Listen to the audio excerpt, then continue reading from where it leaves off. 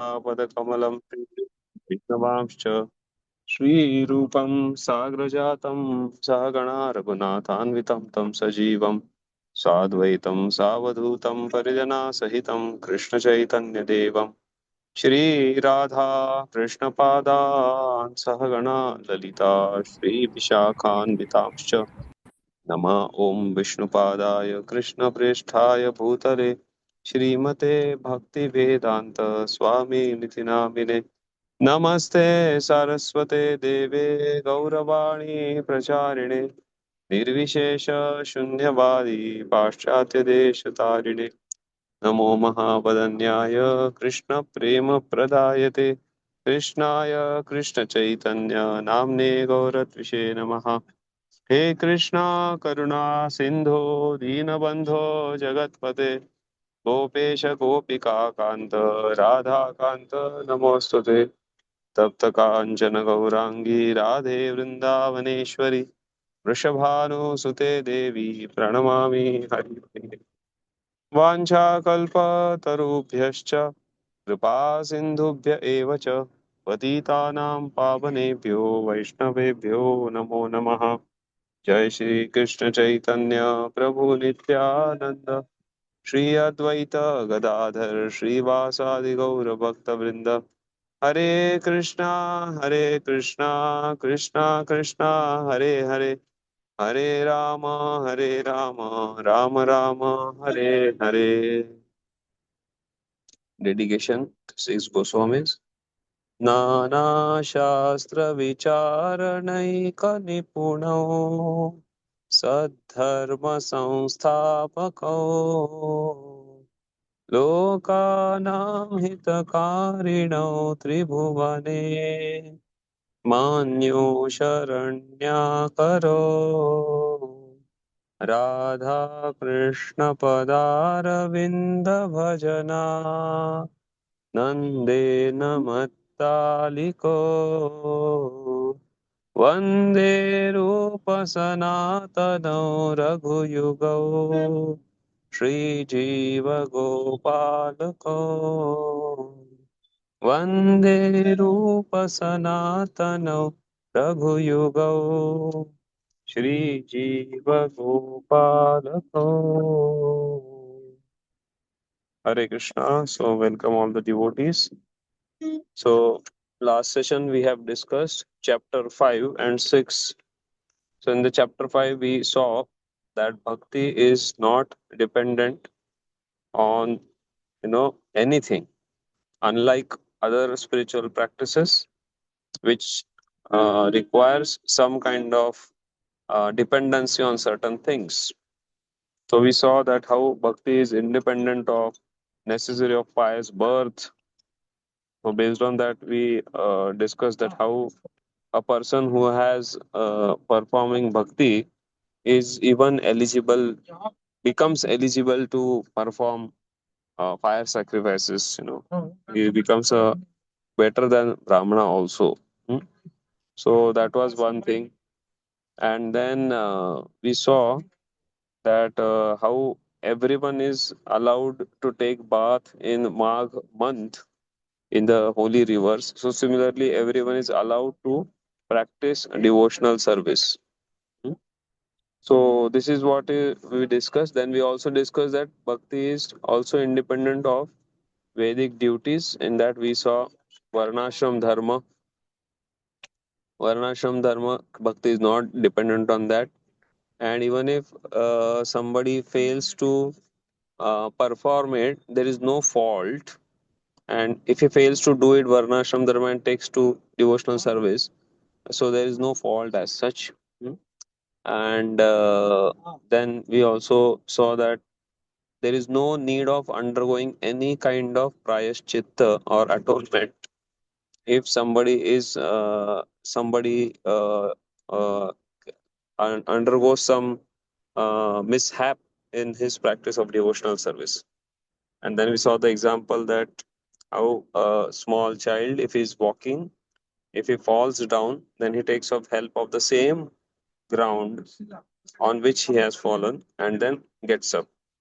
So similarly, while practicing devotional service, if we fall down due to some reason or circumstances, then we need only to take shelter of Lord more deeply and go on practicing devotional service. Then in chapter 6, we saw that how these 64 items are mentioned in sequence.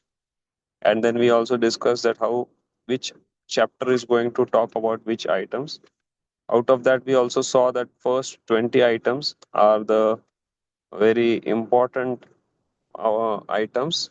Which there are two types of that, pravrutti and nivrutti. So 10 things which we need to do, 10 things we need to avoid. And then we also saw that there are many other practices which begin from 21 on to 59.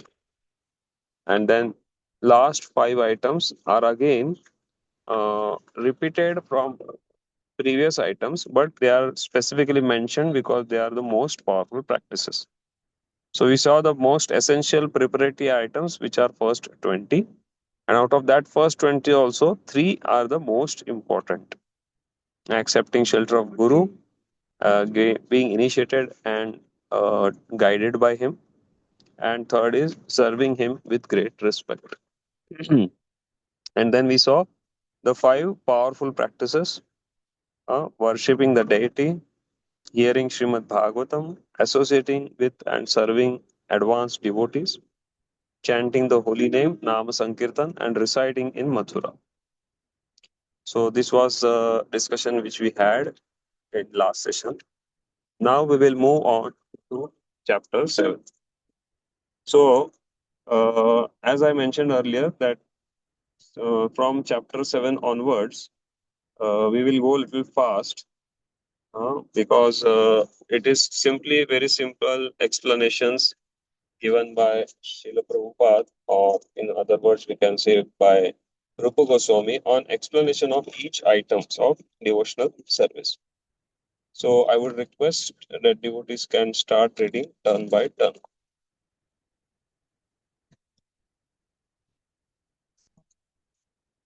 So the first item is Guru Padashraya, that is discussed in the beginning. Yes. Hare Krishna, Prabhuji, Dandavat Pranam. Shall I start reading from the first paragraph, Prabhuji? Yes, please. Evidence regarding devotional principles is a chapter name. Accepting the shelter of a bona fide spiritual master. In the 11th canto of Srimad Bhagavatam, 3rd chapter, verse 21, Prabuddha tells Maharaja Nimi, "My dear king, please know for certain that in the material world there is no happiness. It is simply a mistake to think that there is happiness here, because this place is full of nothing but miserable conditions. Any person who is seriously desirous of achieving real happiness must seek out a bona fide spiritual master and take shelter of him by initiation. The qualification of a spiritual master is that he must have realized the conclusion of the scriptures by deliberation and arguments and thus be able to convince others of these conclusions. Such great personalities who have taken shelter of the Supreme Godhead, leaving aside all material considerations, ought to be understood as bona fide spiritual masters. Everyone should try to find such a bona fide spiritual master in order to fulfill his mission of life, which is to transfer himself to the plane of spiritual bliss.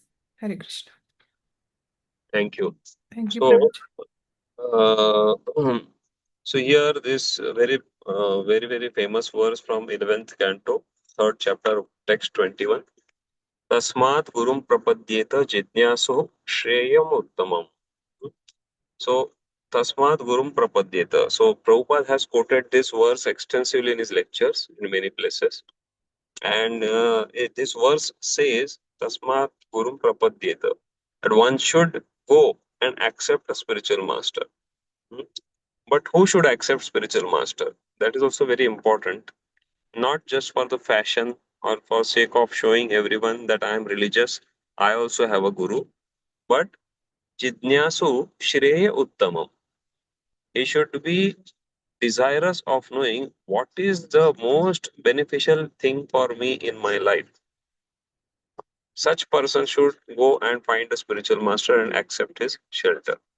Then one may question, how can I know who is bona fide spiritual master. So then the next line speaks about it. Shabde parecha nishnatam brahmanim upasamashrayam. That such a person who is having a deep faith in Vedic scriptures and he has realized them by practicing in his own life. And third thing, he is having that capacity to convince others based on the authority of scriptures. So, based on this description, can you all can some of you tell me which is the category of devotee is this, which we discussed in our session, I think on fourth chapter? Uttamadhikari. Uttamadhikari. Uttama Bhakta, not Adhikari, Uttama Bhakta. Uttama Adhikari is a person uh, uh, who is best in terms of accepting devotional service. And Uttama Bhakta is the highest level of devotee. Okay, good, very nice. So this is it. Now I am entering in a ghat section, so there may be some interruption in the flow, but we'll still continue till it is there. Ji. So this is the first thing. So that's how the bona fide spiritual master is mentioned. Now Srila Prabhupada will give more understanding who is spiritual master. So please somebody read the next paragraph. Yeah. Can I read, Prabhu? Yeah, you need not ask, just Yeah. read.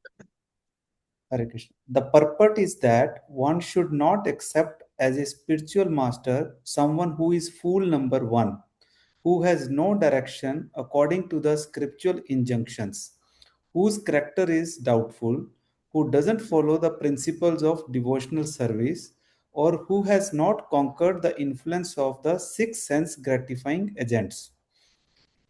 The six agents of sense gratifications are the tongue, the genitals, the belly, anger, the mind, and words.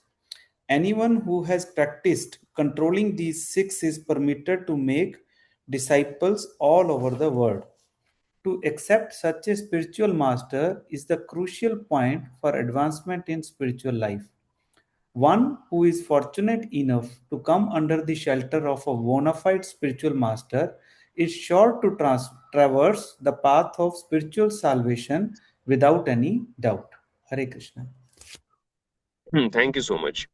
So here we see Srila Prabhupada is talking about first, as we mentioned, that he should be a Uttama Bhakta, and second, that he should have control over the six urges which are mentioned in Nectar of Instruction. Vacho vegam manasa krodha vegam jivva vegam udara upastha vegam etan vegan yo vishayeta dhira sarvamapi mam prithvim sashishyat. So Srila Prabhupada has translated this verse from Nectar of Instruction, first verse, and has mentioned that the spiritual master should be able to control the six types of urges. Okay. Yes. So then the next item, accepting initiation from the spiritual master and receiving instructions from him. Krishna Dikshadi Shikshanam. Yes, somebody can read. Sage Prabuddha continued to speak to the king as follows. My dear king, a disciple has to accept the spiritual master not only as spiritual master but also as the representative of the Supreme Personality of Godhead and the Supersoul. In other words, the disciple should accept the spiritual master as God because he is the external manifestation of Krishna. This is confirmed in every scripture, and a disciple should accept the spiritual master as such. One should learn Srimad Bhagavatam seriously and with all respect and veneration for the spiritual master. Hearing and speaking Srimad Bhagavatam is the religious process that elevates one to the platform of serving and loving the Supreme Personality of Godhead. Hare Krishna.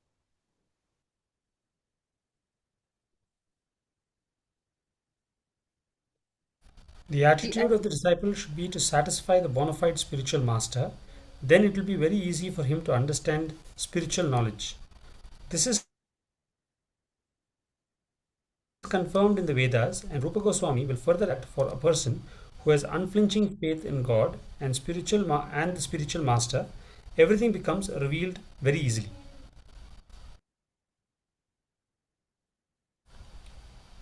So we'll continue. Yeah, Mataji, please continue reading. Prabhuji will join back. Serving the spiritual master with faith and confidence. Regarding accepting initiation from the spiritual master in the 11th cantos of Srimad Bhagavatam, 17th chapter, verse 27, it is stated by Lord Krishna, "My dear Uddhava, the spiritual master must be accepted not only as my representative, but as my very self. He must never be considered on the same level with an ordinary human being. One should never be envious of the spiritual master, as one may be envious of an ordinary man. The spiritual master should always be seen as the representative of the Supreme Personality of Godhead. And by serving the spiritual master, one is able to serve all the demigods." Footsteps Following of in the saint. footsteps of Okay, Mataji, you continue. Following in the footsteps of saintly persons. In the Skanda Purana, it is advised that a devotee follow the past acharyas and saintly persons because by such following one can achieve the desired results with no chance of lamenting or being baffled in his progress. The scripture known as Brahma Yamala states as follows: if someone wants to pose himself as a great devotee without following the authorities of the revealed scriptures, then his activities will never help him to make progress in devotional service. Instead, he will simply create disturbances for the sincere students of devotional service.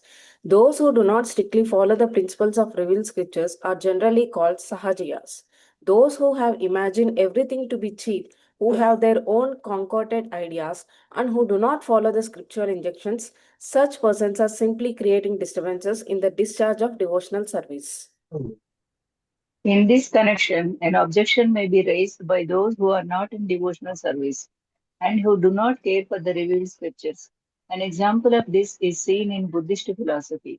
Lord Buddha appeared in the family of a high-grade Kshatriya king, but his philosophy was not in accordance with the Vedic conclusions and therefore was rejected.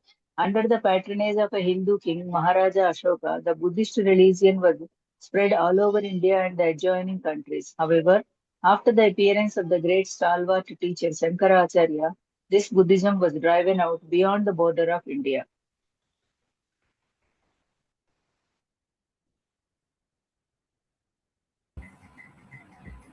The Buddhists or other religionists who do not care for revealed scriptures sometimes say that there are many devotees of Lord Buddha who show devotional service to Lord Buddha and who therefore should be considered devotees.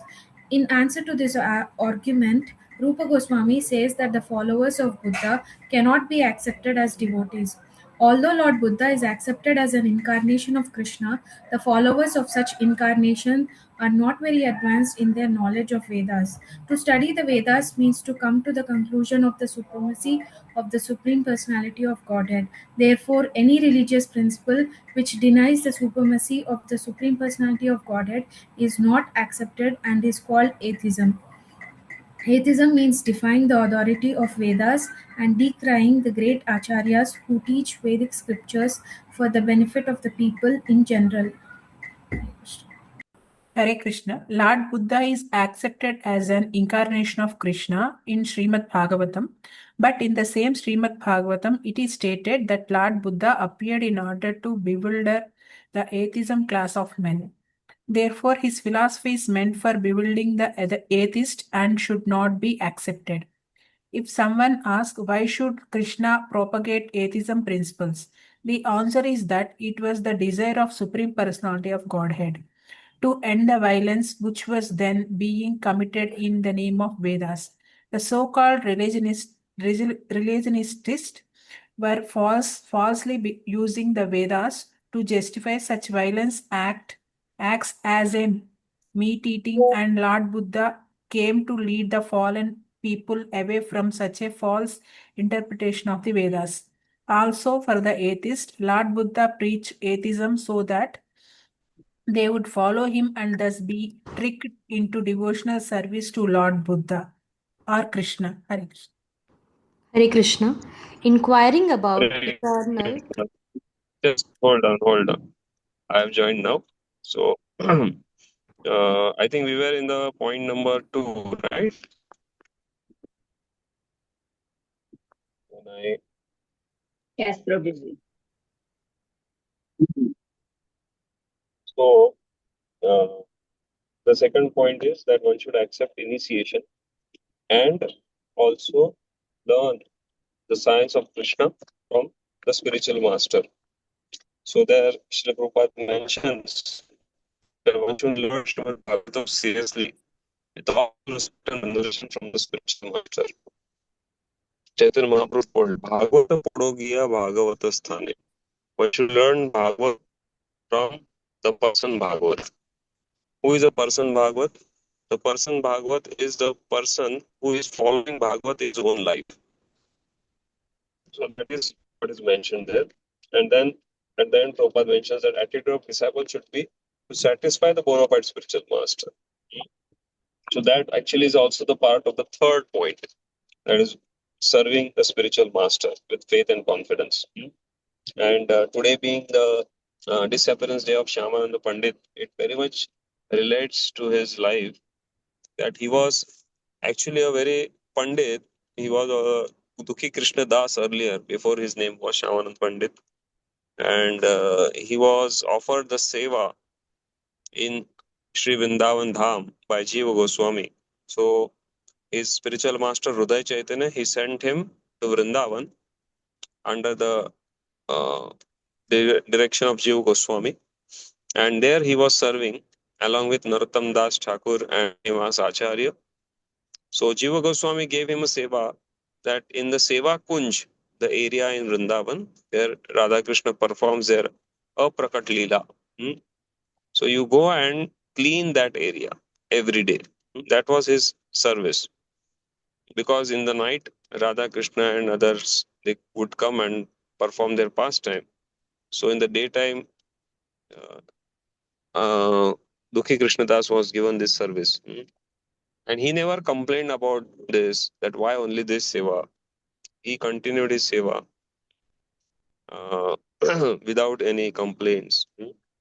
So, and that too, he was very happy doing this seva because he had gratitude towards whatever he has received is mercy of Krishna and Guru. That way he was taking everything. And the result of that was that eventually found a Nupur, the ankle bracelet of Srimati Radharani, and then he got the audience of Srimati Radharani by the mercy of Lalita Sakhi, and then he got the name Shyamananda. He got a special tilak which Radharani put that Nupur on his forehead, and also Srimati Radharani gave a self-manifested deity from her own heart, a self-manifested deity of Krishna, to Shyamananda. So this is the gift which he got for his tireless and service with faith and confidence. So that is Vishram Bena Guru Se. That we saw Lord Krishna is talking to Uddhava, that Acharya Mam Vijaniyam Na Avamanyeta Karhichit. This also verse Srila Prabhupada quotes many times. This is from 11-17-27 in the point number 3, serving the spiritual master with faith and confidence. Acharya Mam Vijaniya. Consider Acharya to be like my own self, and na avamanyeta karichit. Never disrespect or disregard him. Na martya buddhyasya. Don't ever think Acharya to be an ordinary person. Asuyeta. Sarva deva mayog. And serving without envy. Asuya is envy. Sarva deva, because such a person is actually a representative of all the demigods. So that is the third point. And then the fourth point is following the footsteps of saintly persons. So one should follow the scriptural rules or the past acharyas to achieve the desired result. And for this, then Rupa Goswami quotes yet another very famous verse. Shruti Smriti Puranadi Pancharatra Vidim Vina Aikantaki Harir Bhaktir Utpadayaiva Kalpat. This is also very much quoted by Srila Prabhupada in many places. But this is from Brahma Yamala. And translation is already there in front of all of you. Scripture known as Brahma Yamala states as follows.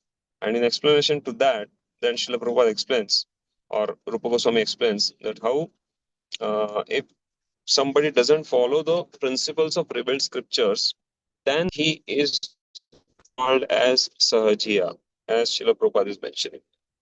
So who is a Sahajiya?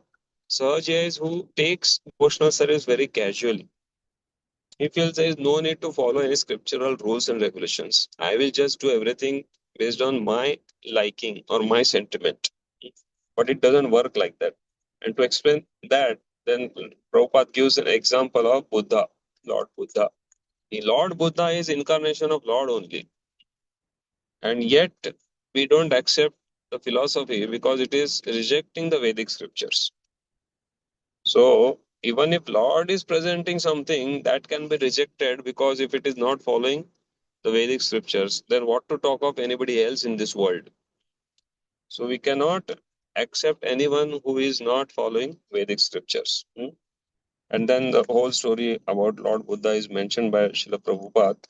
And then how Shankaracharya appears and then he reinstates the faith of Vedas within the mind of people of India and drives away this Buddhism out of India.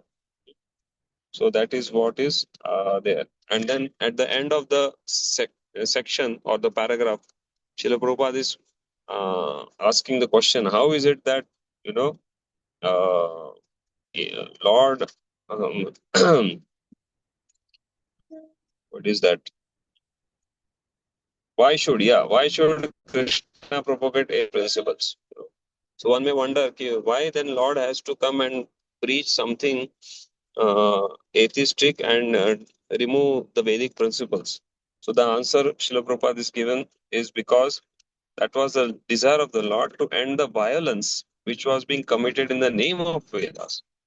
So again, actually, in the name of Vedas, people were actually not following the Vedas. So Ashwamedha Yajna, Gomedha Yajna, all these things are forbidden for Kali Yuga. Yet people in that time were doing all those things because they were actually desirous of eating the flesh of the animal more than giving result or benefit to the soul who is being who is being who is in the body of that animal and who is being cut. So that was, or who is being offered as an oblation. So instead of worrying about the betterment of the soul of that animal, they were more worried about or interested in the flesh of that animal. So to stop all this kind of violence, Lord appeared in the form of Buddha. And then Lord only made the arrangement for Shankaracharya to appear and then reinstate the faith in the Vedic scriptures. So that is here all about Buddha. Yeah. So the next point is Sadharma Prucha. That means the fifth point, inquiring about eternal religious principles. Yes, somebody can read this. In the Nardaya Purana, it is said, if one is actually very serious about devotional service, then all of his purposes will be served without any delay.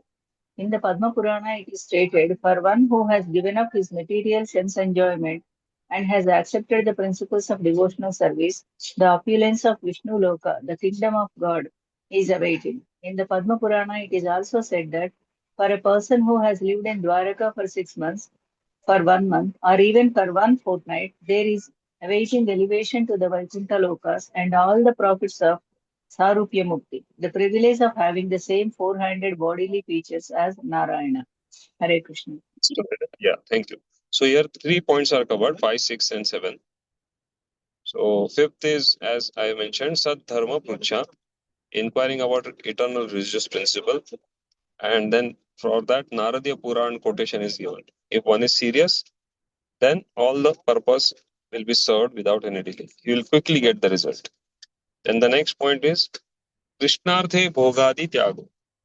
That is being prepared to give up everything material for Krishna's satisfaction.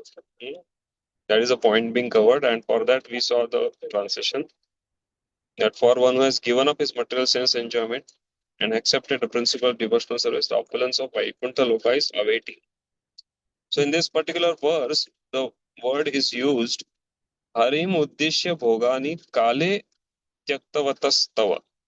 Very interesting. It can be also understood in this way that, as Prabhupada is mentioning, one who has given up. But it may also mean that in the neophyte stage, it happens that we know that we should give it up, but somehow or other, because of conditioned nature, we sometimes are fallen trap to some of those material desire.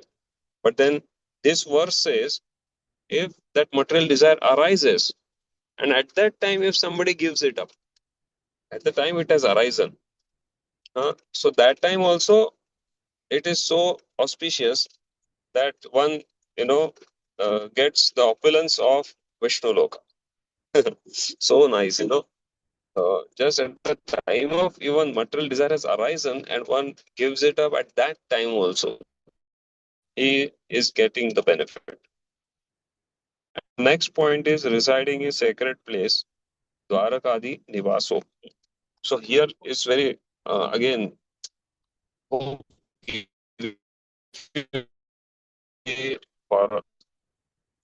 1 month or even 1 fortnight, there is awaiting elevation to Vaikuntha Lokas and all profits of Sarupya Mukti.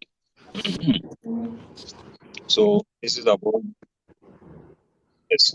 And paragraph also mentioned about Purushottam Kshetra. So about first was about Dwarka, second is about Jagannath Puri. Translation up to 400 in the Brahma Purana. In the Brahma Puran, it is said the transcendental significance of Purushottam Kshetra, which is 80 square mile field of Lord Jagannath, cannot be properly described. Even the demigods from the higher planetary system see the inhabitants of this Jagannath Puri as having exactly the same bodily features possessed by one in Vaikunt, that is, the demigods see the inhabitants of Jagannath Puri as being four-handed. When there was a meeting of great sages. Just a minute. So just a minute. So this was about.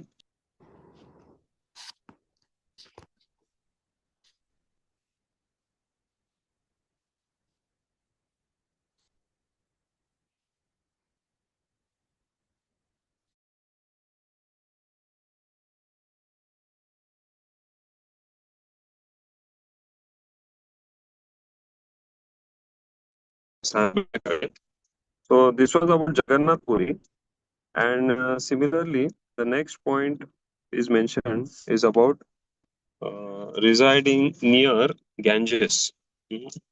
So yes, Mataji, please read when there was a meeting. Continue reading. Haribol. Prabhuji, can I Hare read? Krishna. When there was a meeting of great sages at Naimisharanya, Sutta Goswami was reciting Srimad Bhagavatam, and the importance of the Ganges was stated as follows. The waters of the Ganges are always carrying the flavor of tulasi offered at the lotus feet of Sri Krishna, and as such, the waters of the Ganges are ever flowing, spreading the glories of Lord Krishna. Wherever the waters of the Ganges are flowing, all will be sanctified both externally and internally. Hare Krishna. Yeah. So this is about residing near holy place. So 3 quotations were given. One is residing near Dwarka, benefits, residing at Jagannath Puri, and third thing near Ganga. Now the next is accepting only what is necessary. So this is 8th item. Yavadarthanuvartita. Yes, read ahead in the Puran. In the Naradiya Puran, it is directed one should not accept more than necessary. If he is serious about discharging devotional service, the purport is that one should not neglect following the principles of devotional service, nor should one accept the rulings of devotional service that are more than what he can easily perform. For example, it may be said that one should chant the Hare Krishna mantra at least 100,000 times daily on his beads. But if this is not possible, then one must minimize his chanting according to his own capacity. Generally, we recommend our disciples to chant at least 16 rounds on their japa beads daily, and this should be completed. But if one is not even able to chant 16 rounds, then he must make it up the next day. He must be sure to keep his vow. If he does not strictly follow this out, then he is sure to be negligent. That is offensive in the service of the Lord. If we encourage offenses, we shall not be able to make progress in devotional service. It is better if one fixes up a regulative principle according to his own ability and then follows that vow without fail. That will make him advanced in spiritual life. Hare Krishna. Thank you. So here, this particular thing mentions accepting only what is necessary. So there are two things in this regard. In terms of bodily needs, that one should not accumulate things more than what is required for his sustenance and maintenance. You know, so Bhagavatam also mentions that yavad arthanu labho jivita yavata jivasya tattva jijnasa nartho yaschaya karma bhi. So one should not work more than, or one should not earn, not work, one should not earn more than what is necessary to keep his body and soul together. So that is mentioned. That's one thing. Second thing, Srila Prabhupada also gives us a more higher understanding about this point, that how even in practice of spiritual life, one should keep his vow based on his own ability. So Prabhupada mentions that actually one should chant 1 lakh names every day. That means it comes to 64 rounds. So, but if one is not able to do, then Prabhupada says that at least I have recommended our disciples to chant at least 16 rounds. So that's a basic minimum one should follow. And as one is following, one should make sure that one keeps his vow. And then Prabhupada also gives some consideration that maybe someday, due to some issues, one is not able to complete his rounds on that day. That it should not happen every day like this. Someday, if it happens, then one should complete whatever number of rounds are remaining on the next day. And also, one should complete the next day his regular 16. Means, for example, on particular day, one chants only 12 rounds, and due to some reason, he is not able to chant the remaining 4 rounds. So then the next day, he should chant 4 plus 16, that is 20 rounds, to make it up yesterday's 4 rounds. So this is how Prabhupada is mentioning that one should strictly follow this vow. And in the same way, sometimes devotees are very enthusiastic in the month of Kartik or in month of Purushottam. They want to take some vow to please the Lord. And sometimes they take such a vow that after few days of following, they are feeling difficulty in following. So that should not happen. So that's why while taking such vow, we should consult our mentors or counselors, that this is what I have a desire, is it okay? And then based on his understanding about us or his guidance, then he will tell us, that he or she will tell us that whether we can go ahead with this or not. So like that. Otherwise, it is not good that we take some vow and do not keep it. Then we lose the importance of things and eventually then we don't follow the basic things also. So that is about accepting only what is necessary. Yes, the next is observing fast on Ekadashi, the ninth item. Yes, somebody can read it in Brahma Vaivarta Purana. In the Brahma Vaivarta Purana, it is said that one who observes fasting on Ekadasi day is freed from all kinds of reactions to sinful activities and advances in pious life. The basic principle is not just to fast, but to increase one's faith and love for Govinda or Krishna. The real reason for observing fast on Ekadasi is to minimize the demands of the body and to engage our time in the service of the Lord by chanting or performing similar service. The best thing to do on fasting days is to remember the pastimes of Govinda and to hear his holy name constantly. Hare Krishna. Yeah. So in Marathi there is saying Ekadashi Duppat Khashi. Means on the day of Ekadashi you eat twice. So that should not happen. The purpose of Ekadashi is, as Prabhupada is mentioning, minimize the bodily needs. So you eat minimum, you sleep minimum, and rest of the time you engage yourself in remembering the Lord by either chanting His holy name or performing Sankirtan or reading or hearing, in some way or the other, we should engage ourselves or our time in the service of the Lord. So that is the real purpose of practicing Ekadashi. Yes, and the 10th item, worshipping sacred trees like banyan tree or offering respect to banyan trees. Please read. The Skanda Puran. In the second Puran, it is directed that a devotee should offer water to the tulsi plant and amlaka trees. He should offer respect to the cows and to the brahmanas and should serve the Vaishnava by offering them respectful obeisance and meditating upon them. All of this process will help the devotee to diminish the reactions to his past sinful activities. Yes. So I think in last class, Sanjay Prabhu had asked this question, why this offering respect to banyan tree has come up. So one of the understanding is given is that Ashwatha, actually the word is Ashwatha used in Sanskrit.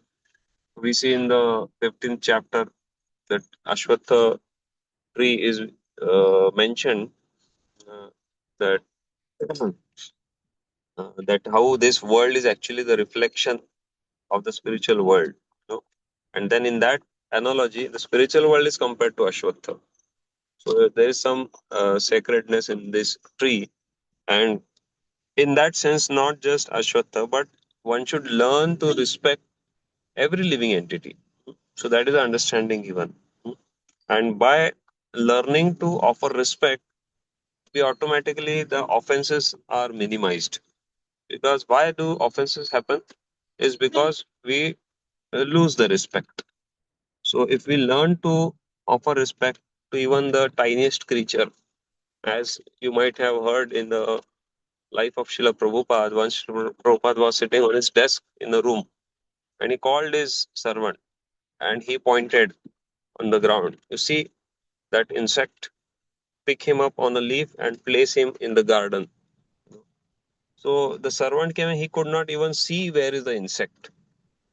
But Srila Prabhupada was able to see it and he wanted to offer him, all possible help. So this is how we should learn to respect everyone, and that helps us to develop that respect attitude, and it automatically curtails the offensive mentality. Yes, now the next items are the pravrutti. The 10 items we have completed about, pravrutti we have completed. Now the next 10 items are nivrutti. So just give me one moment. I have reached, so I'll go to the room. Just 2 minutes you give me.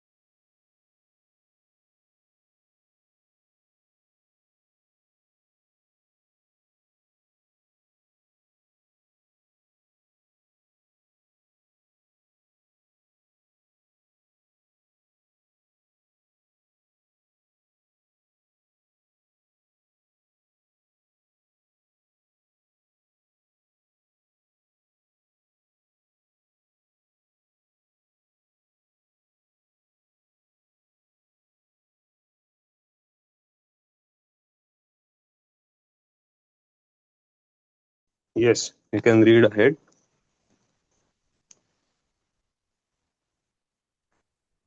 Giving up the company of non-devotees. Lord Chaitanya was once asked by one of his household devotees what the general behavior of Vaishnava should be. In this connection, Lord Chaitanya replied that a Vaishnava should always give up the company of non-devotees. Then he explained what there were two kinds of non-devotees. One class is against the supremacy of Krishna, and another class is too materialistic. In other words, those who are after material enjoyment and those who are against the supremacy of the Lord are called Avaishnava, and their company should be strictly avoided. Hare Krishna. Yes. So these two types of people, we should two types of Vaishnavas are mentioned, and that should be very much strictly avoided, as Srila Prabhupada is mentioning. And then for that, then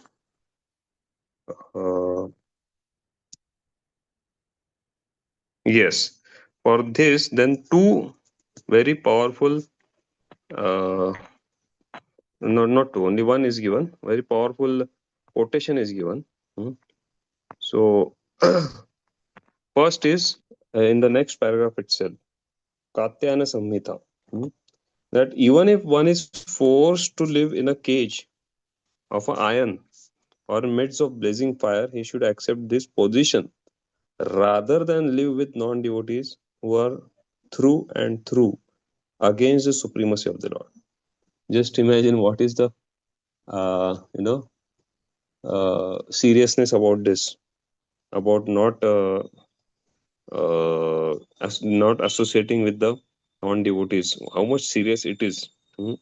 That it is said even one can live in the cage of iron, and in the midst of fire, but one should not live in the association of non-devotees.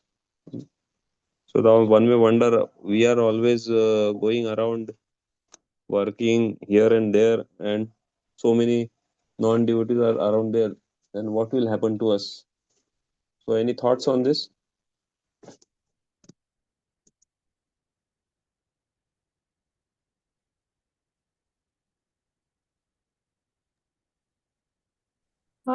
Prabhuji, maybe we have to limit our interaction only specific to that nature of work or whatever it is, but we should not get impacted. Okay, that's one. Any other thought? We should be clear on our faith and belief system, irrespective of whoever is around us. That's good. But then if somebody is of, what do you say, neophyte stage, then for him it would be very difficult. Yeah, in that case, a devotee should chant and having Krishna in the center throughout the day and more. Yeah. Yeah, that's a very nice thought process. But then if you see whether it is actually possible practically. Practice. We need to practice in that way. Yeah, we need to practice. But till the time we are not practiced, then what? Recording in progress.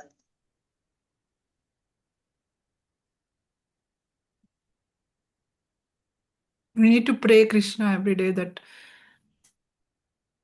we need, to make our life to be having less association with non-devotees. I don't know. Okay.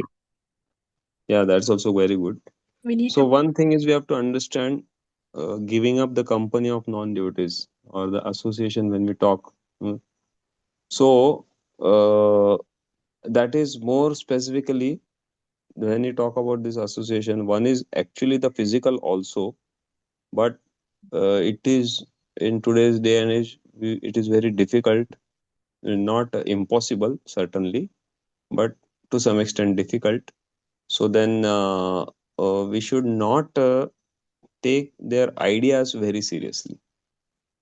That is in our hands. When we are amongst such people, and then they are saying certain things, so as I think Srija Mataji also said it, we should not get influenced by them.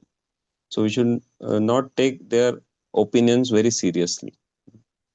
It should not happen that they are maneuvering our life. So that should not happen. That is at least what is there in our hands. And then for that, as you just now mentioned, Mataji, that we should pray to Krishna. And the best prayer is chanting the holy name. And that's why we should make sure that before going out, we have made ourselves immune to all such attacks by chanting our prescribed number of rounds in the morning. And if we are not able to complete all the rounds, at least maximum of them, in the morning, and then whatever remains in the evening to clean up again all the dust we have accumulated in the day. So like that, if we do, then there is hope that we may safeguard ourselves. And another point is again same thing, that we should not get influenced by their thoughts. Okay. So Prabhuji, yes. can I Yes. ask a question? Yes. What if only we are practicing the devotional service at home, and none of our family members are practicing, and they're non-devotees? How we manage? Very good question. Very practical. So if that is the case, then there are several challenges in this case. Several challenges in the sense that there may be the case that the family members are against. Right. That is more challenging than just they are not practicing. So there are two cases. One is you are only the devotee and nobody else in the family is devotee. That's one challenge. Second thing is that you are the only devotee and there are some family members who are opposing even you to practice. Yes. So these are very tough situations, and we cannot directly say anything because it is very, very sensitive. So at this and in such situations, we should seek guidance from whom we are very close with. So that will actually help us, because the situation are different for every person and the circumstances are different. So there is no direct answer, but the general answers are again the same thing, as we can pray to Lord to make our situation favorable, or to give us the strength to withstand all these negativities which is there around us, because we are really helpless in that situation. Okay. Thank you, Prabhuji. Hare Krishna. Yes. So we'll move ahead. Please read.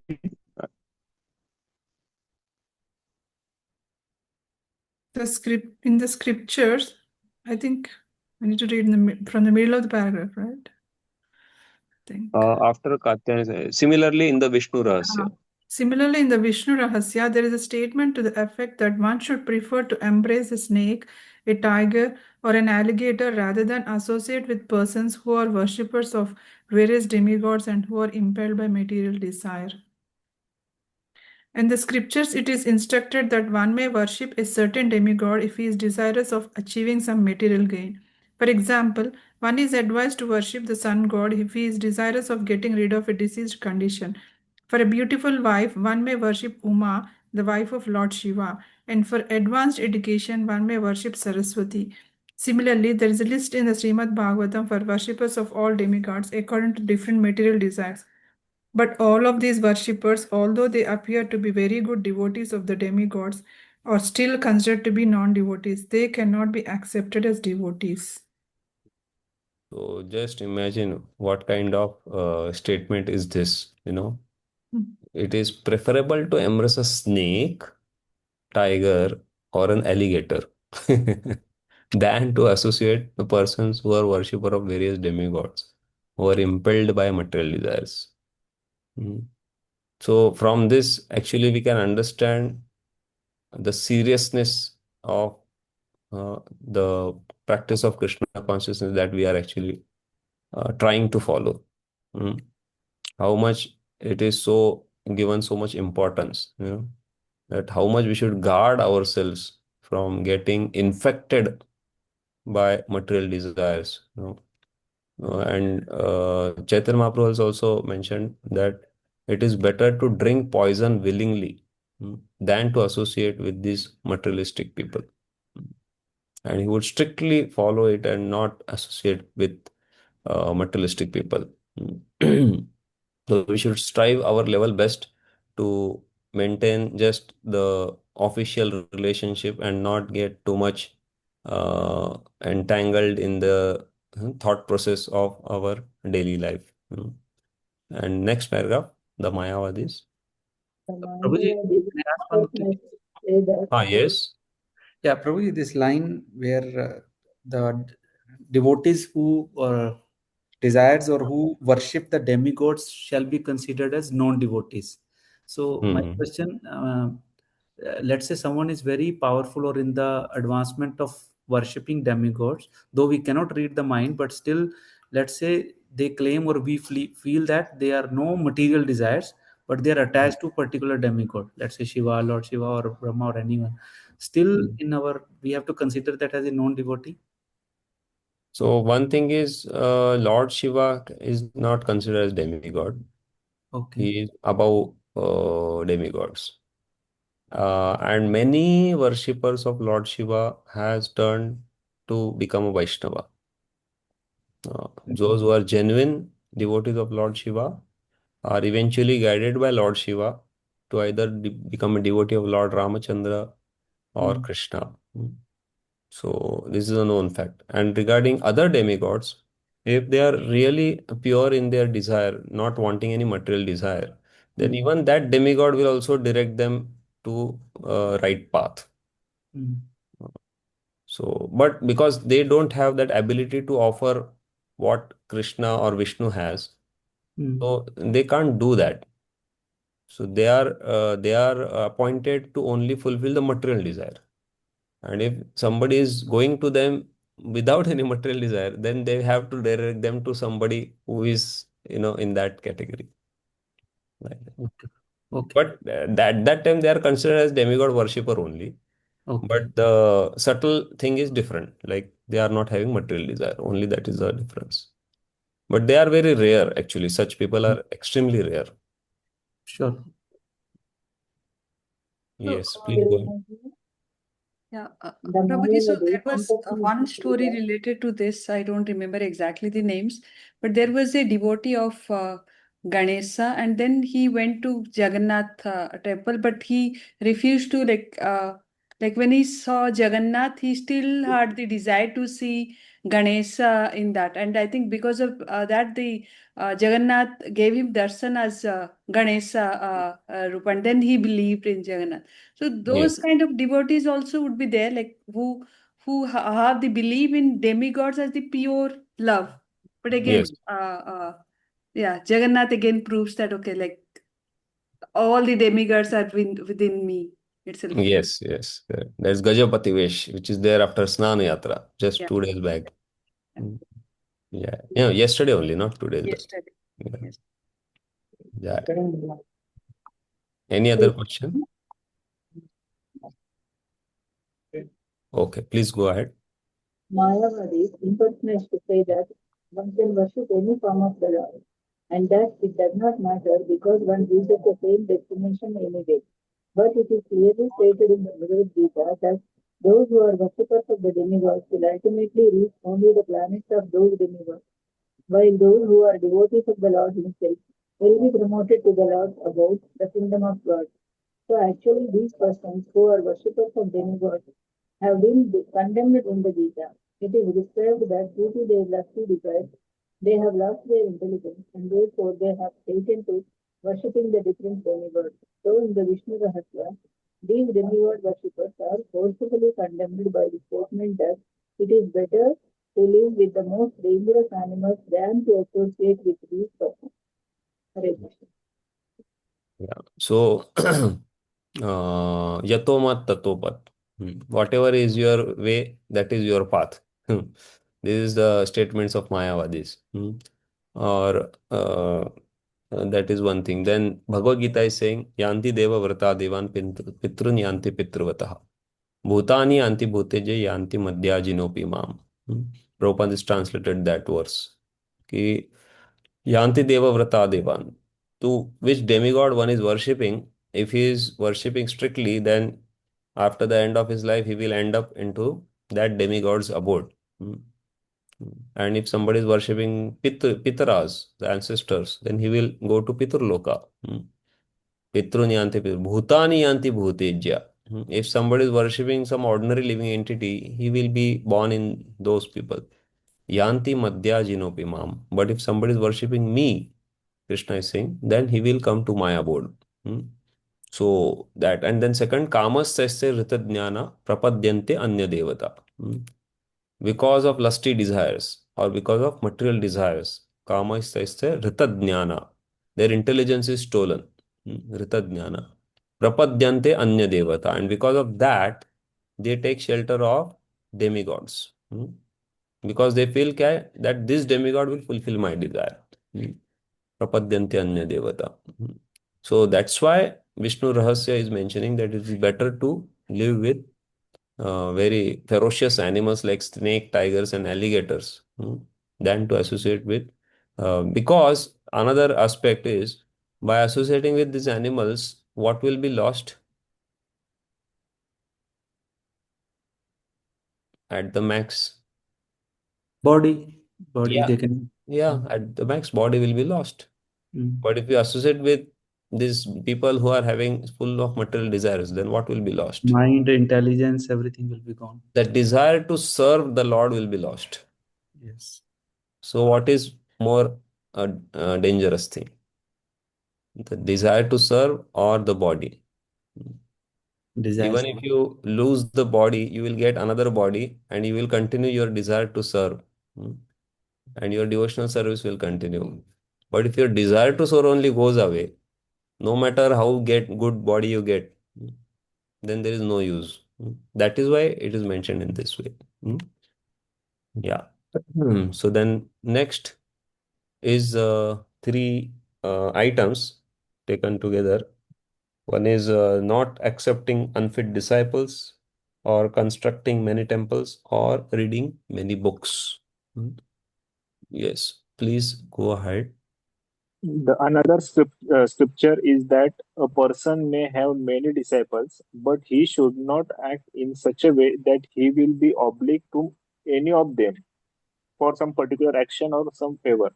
And one should also not be very enthusiastic about constructing new temple, nor should one be enthusiastic about reading various types of books, save and except the one which lead to the advancement of the devotional service. Practically, if one is very carefully reads Bhagavad Gita, Srimad Bhagavatam, teachings of Lord Chaitanya, and the nectar of devotion, that will give him sufficient knowledge to understand the science of Krishna consciousness. One need not take the trouble of reading other books. Hare Krishna. Yes. So the first point is about disciples. So Prabhupada is mentioning one should not act in such a way that he'll be obliged to any of the disciples for some particular action or some favor. So we see this in the life of Bhaktivedanta Saraswati Thakur, spiritual master of Srila Prabhupada. Once he was delivering a lecture, and in that assembly there was one devotee who had given large amounts of donations for the matha. And he was there and he said something to Bhaktivedanta Swami Prabhupada. Obviously, that time he was not Swami. That time he was Abhay Babu. So he was saying something in between the lecture. Lecture was going on by Saraswati Thakur, and he wanted to say something to Abhay Charan Babu. So he was saying something. So Bhaktisiddhanta Sri Thakur, he immediately stopped him and he said, "Do you think you have purchased me by your small donation?" So this is how a spiritual master is. He is not getting obliged by any of his followers or disciples. So that is how one should be. And at the same time, one should not be very enthusiastic about constructing new temples. So Prabhupada will explain this further. So I will not right now say anything on this. And then about reading books, too many reading books. So that is also not so much encouraged, because practically if we see, Prabhupada has given us so much that even if we consider reading that, I think our lifetime will fall short, to truly understand what Prabhupada has given. So then why should we bother about reading so many other things, and Prabhupada has also presented the thoughts of acharyas in all his books. So it's not that we are missing something. Obviously, after some time, when we have read sufficiently books of Srila Prabhupada, then based on the guidance and blessings of our counselors and mentors, we may read scriptures given by our other acharyas, which is also the desire of Srila Prabhupada. But to begin with, at least we should be satisfied with what Prabhupada has given and at least read that first. And then we can consider reading other things. So that is there. Yes, go ahead with the paragraph in the 7th canto.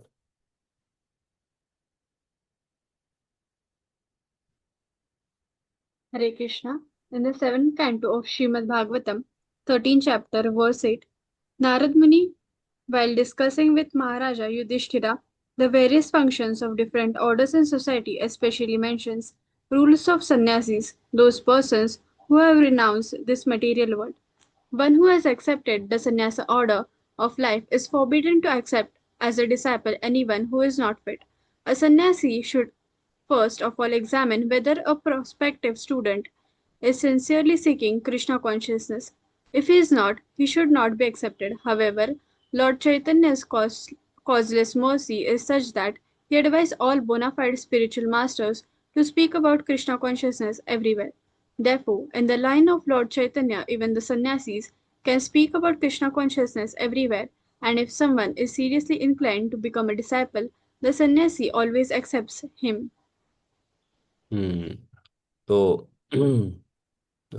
झारे देखे तारे कह कृष्ण उपदेश आमारा आज्ञा गुरु हैया तार ए देश. That is the instruction of Sri Chaitanya Mahaprabhu to every one of us. That whomever you meet, you speak him about Krishna. And that is my order, Lord Chaitanya Mahaprabhu is saying. Amara Agya. By my order, you become Guru and deliver the whole area. So that is how, based on this instruction, Srila Prabhupada is mentioning that even the sannyasis in the line of Sri Chaitanya Mahaprabhu speak about Krishna consciousness, and if they find somebody very serious, then they can accept him as the disciple. But again, the point is what? The point is one should not be very eager to make disciples just for name and fame. But one can certainly do that for spreading the movement of Krishna consciousness. So we'll read ahead. Prabhupada mentions that. One point is, the one point is that without increasing the number of disciples, there is no propagation of the cult of Krishna consciousness. Therefore, sometimes, even at a risk, a sannyasi in the line of Chaitanya Mahaprabhu may accept even a person who is not thoroughly fit to become the disciple. Later on, by the mercy of such bona fide spiritual master, the disciple is gradually elevated. However, if one increase the number of disciples simply for the prestige or false honor, he will surely fall down in the matter of executing Krishna consciousness. so we see how in the life of Srila Prabhupada only, that there was this person who was called as Crazy Peter. You have heard about him? Crazy Peter. So in the initial days, in some place, I don't know, somewhere in America, he used to come and he was almost always under the influence of drugs. And he would come to the temple. But he would like to come to the temple.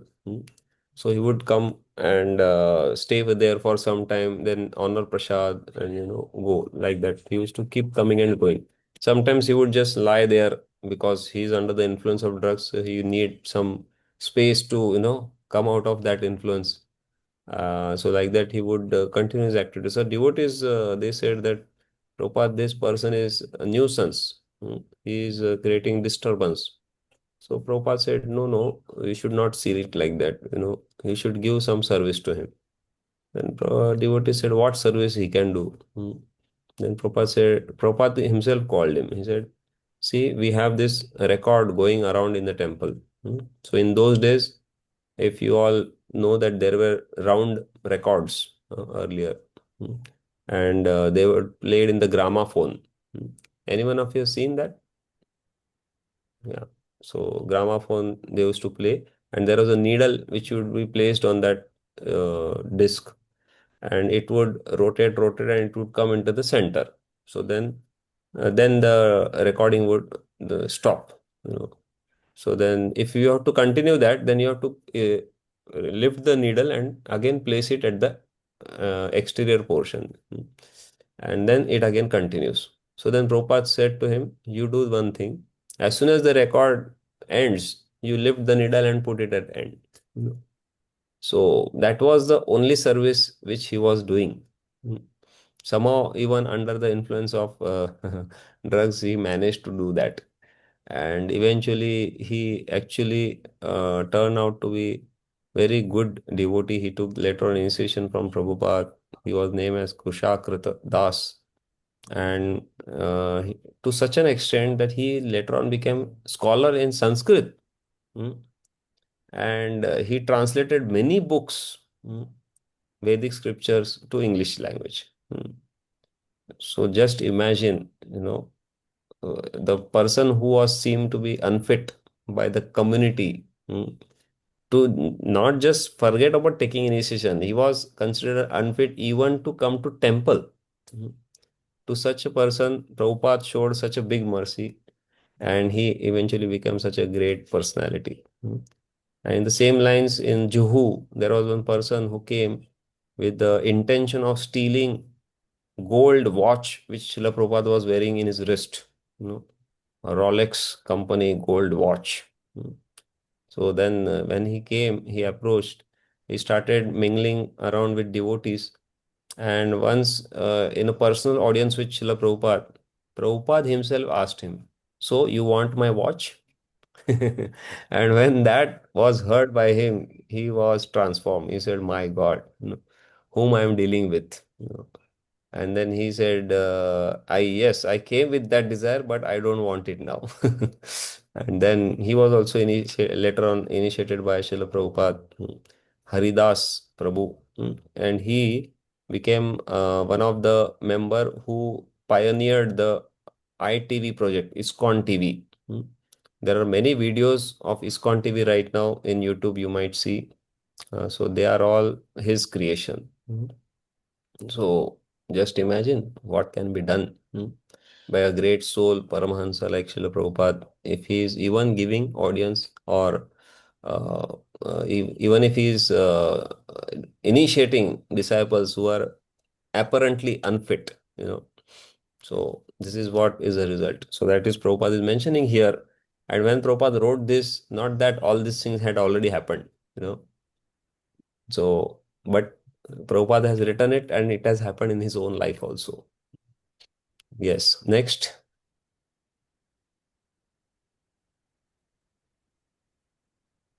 Similarly, a bona fide spiritual master has no business reading many books simply to show his prosperity or to get proficiency. proficiency or to get popularity by lecturing in different places. One should avoid all these things. It is also stated that a sannyasi should not be enthusiastic about constructive temples. Just a minute, Mataji, 1 minute. You only read ahead after I complete my talk. So here the point is about reading books. The purpose should not be to exhibit our proficiency or scholarship. One may read the books for understanding the subject matters deeply, but not to make a show amongst others. Just see what I know. I know better than you. If that is what the purpose, then that is condemned. So, vidya vinayena shobhate. If one is gaining knowledge, that knowledge is ornamented by humility. If that humility is not there, then that knowledge has no value. So that is how it is mentioned. Yes, Mataji, continue. Yeah, we can see in this lives of various acharyas, lives of acharyas, in the line of Sri Chaitanya Mahaprabhu, that they are not very enthusiastic about constructing temples. However, if somebody comes forward to offer some service, the same reluctant acharyas will encourage the building of costly temples by such servitors. For example, Rupa Goswami offered a favor by Maharaj Man Singh, the commander-in-chief of Emperor Akbar, and Rupa Goswami instructed him to construct a large temple for Gopinathji, which cost Govindji. Govindji, which cost vast amount of money. Yeah. So this is how the acharyas have shown by their own example. It is not that again, if we see in the life of Srila Prabhupada, Prabhupada has constructed 3 big temples in India, and also many at other places. Mostly in outside Western countries or outside India, he acquired some existing building and converted it temple, mostly churches or something like that. But I don't remember any place where he actually constructed any temple. There might be, but in India, certainly he constructed 3 temples in Hyderabad, Mayapur, Vrindavan, and Bombay. Four places he constructed, and also some other places he had plans to construct temples. So now one may say that here it is written one should not construct, and Prabhupada himself did it. So any thoughts on this?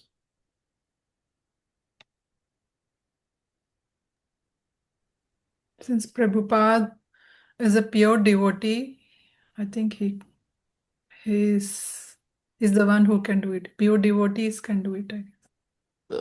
See, here it is mentioned a bona fide spiritual master. It is not talking about ordinary person like you and me. Right. The book is also talking about bona fide spiritual masters should not engage themselves in constructing temples.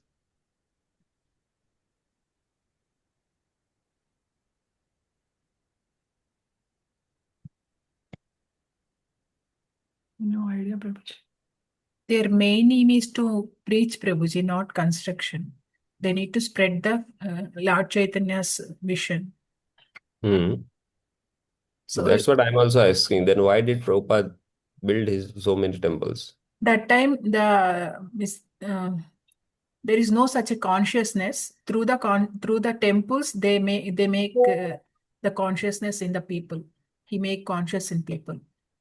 Yeah, so the temples are utilized as the centers to preach the message of Krishna consciousness. That is what Mataji wants to say. So the purpose has to be understood. Just like the purpose behind reading scriptures should not be to show off. Similarly, the purpose behind constructing big temples should not be just to stay lavishly in that costly and big temples.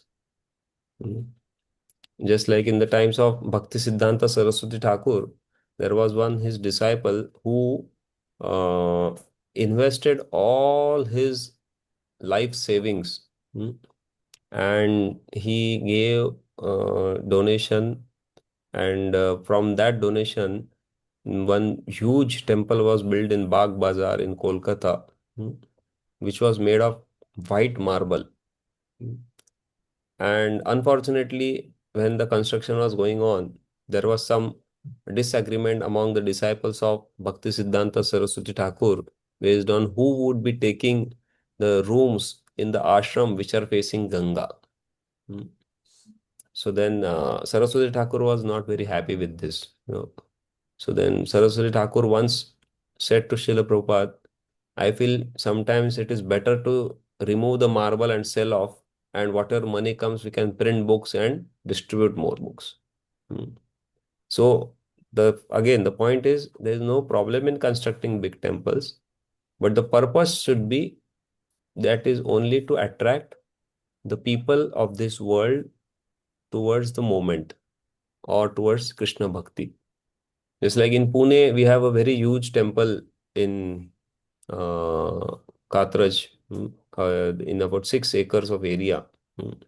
So initially, when the plan was being made for constructing a new temple in Pune, so then the thought was that we will make some temple of about 5 to 10 crores.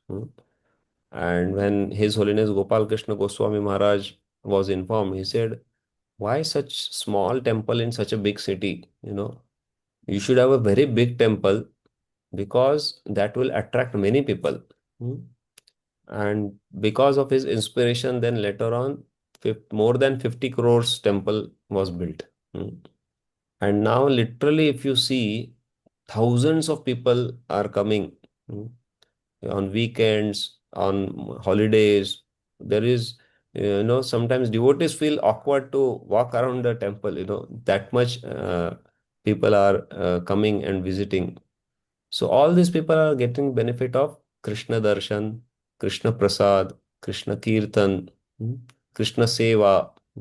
So like this, the purpose behind the temple, making big temple, should not be self-aggrandizement, but it should be for the pleasure of Krishna, for spreading the message of Krishna. Then it is all right. And that is how even Rupa Goswami did. He was not eager to build a temple, but then when King Mansingh, he came, approached, then he allowed him that, and that way Mansingh was being engaged in the service. Similarly, how did the temple of Madan Mohanji came up? Anybody? Oh, so Sanatan Goswami was serving Madan Mohanji. And he was staying on a Dwadash Aditya Tila. His bhajan kutir was there. Dwadash Aditya Tila. It's just near to Kalia Ghat. So there he was staying. And once what happened is one of the businessmen, he was traveling in the boat in the Yamuna river, which was close by flowing. So then his boat got stuck. And then he was wondering now what to do. So he was trying to take help of Brajavasis. So they said, you go on the hill. There is Sanatan Goswami ji. He can help you. So he goes there and he says, Goswami ji, please help me. My ship is stuck. He says, what can I do? You pray to Madan Gopal, Madan Mohan. If he wants, he can free your ship. So then he prays intensely, and by the mercy of Madan Mohan, a very huge wind flows, and the ship moves out of the area where it was got stuck. And then he reaches Agra, he does his business, and he earns lot of money. He comes back to Goswamiji and says, Goswamiji, because of your mercy, my ship got released on time and I got very good business. So please tell me, how can I serve you? So he says, no, I don't want anything. But if you want, you can build a temple for Madan Mohan. And that's how he built a very nice temple for Madan Mohanji. The first temple in Vrindavan, it was built by that person. So this is how we can see, So that is the point Srila Prabhupada is mentioning in the next paragraph. Yes, please read. So a bona fide spiritual master should not personally take any responsibility for constructing temple. But if someone has money and wants to spend it in the service of the Krishna, an acharya like Rupa Goswami may utilize the devotee's money to construct a nice costly temple for the service of the Lord. Unfortunately, it happens that Someone who is not fit to become a spiritual master may approach wealthy persons to contribute for temple construction. If such money is utilized by unqualified spiritual masters to live comfortably in costly temples without actually doing any preaching work, this is not acceptable. In other words, a spiritual master need not be very enthusiastic for constructing temple buildings simply in the name of so-called spiritual advancement. Rather, his first and foremost activity should be to preach. In this connection, Srila Bhaktivedanta Saraswati Goswami Maharaj recommended that a spiritual master print books. If one has money, instead of constructing costly temples, one should spend his money for the publication of authorized books in different languages for propagating the Krishna consciousness. And that's why Srila Prabhupada made separate trust for printing books, that is Bhaktivedanta Book Trust. And he made sure that it runs on its own and printing of books continues. And in the times of Srila Prabhupada, BBT was getting lots of money because of printing and selling books. And whenever there was a need for any kind of construction of temple, Prabhupada would say you can take a loan from BBT, but you have to return the money back. So he never allowed books money to be utilized in the construction just like that. You can use it and return back. That is how Srila Prabhupada made the system. Yes. It's 9 o'clock. So it is 9 o'clock, and because it is already late, so we will stop here and we'll continue the further points in our next class. Any questions so far?